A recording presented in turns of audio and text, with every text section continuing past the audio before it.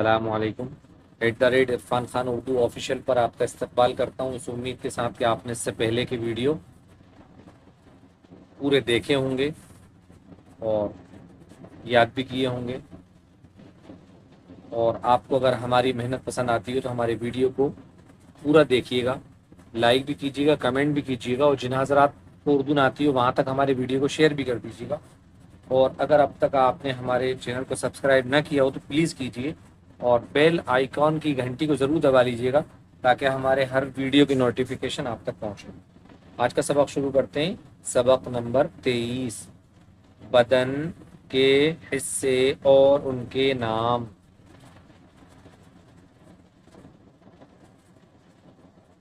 ایک لائن کو ایک بار ہم ہجے سے پڑھ لیتے ہیں۔ اے پیش خو، دال الف زبر دا، خدا، نون یہ زین نے، خدا نے، ہے میم زبر ہم، کاف واو پیش کو، خدا نے ہم کو، دال واو پیش دو، الف مز زبر آ، الف مز زبر، الف نون مز زبر آ، کاف ہے یہ زیر کھیں، کاف ہے یہ نون زیر کھیں، ہم کو، دو، الف نون مز زبر آ، کاف ہے یہ نون زیر کھیں، 4 حروف اس میں پڑے جائیں گے یکساں، 4 حروف، 3 حروف اس میں پڑے جائیں گے۔ آنکھیں، دال یہ زیر دی، ہے یہ نون زیر ہیں، خدا نے ہم کو 2 آنکھیں دی ہیں، جیم نون زیر جن، سین یہ زیر سے، جن سے، چھ یہ زیر چی، زے واو نون پیش زوں، جن سے چیزوں، کافی سے کی، رے نون زبر رن، گافتے زبر گت، رنگت، الف واو زبر او، او رے ساکن اور، شین زبر شا، کاف لام زبر کل، شکل، نون زبر نا، زوئر زبر زر، نظر، الف مز زبر آ، تے یہ زیر تی، ہے یہ زیر ہے، جن سے چیزوں کی رنگت اور شکل نظر آتی ہے، خدا نے ہم کو 2 کان دیے ہیں، جن سے آواز سنائی دیتی ہے، بادل کا، اس کے بعد ہم پینچ پلٹیں گے اس لیے اس کو ایک بار ہم اور پڑھ لیتے ہیں۔ سبق نمبر 23، بدن کے حصے اور ان کے نام۔ خدا نے ہم کو 2 آنکھیں دی ہیں، جن سے چیزوں کی رنگت اور شکل نظر آتی ہے، خدا نے ہم کو 2 کان دیے ہیں، جن سے آواز سنائی دیتی ہے، بادل کا،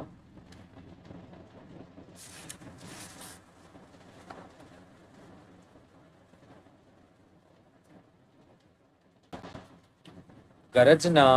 چڑیوں کا چہچہانا، آدمیوں کا بولنا، ہاتھی کا چنگھاڑنا، گھوڑے کا ہنہنانا، توپ کا دغنا، گھنٹے کا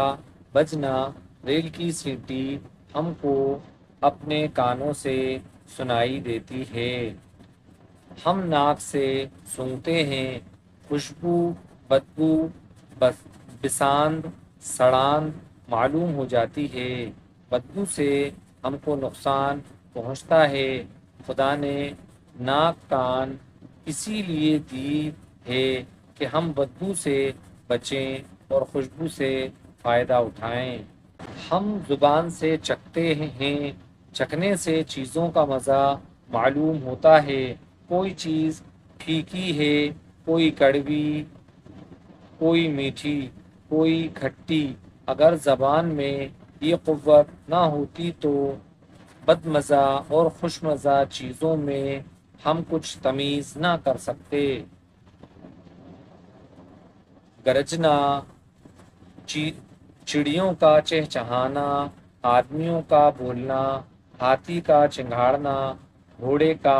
ہنہنانا، توپ کا دغنا، گھنٹے کا بجنا،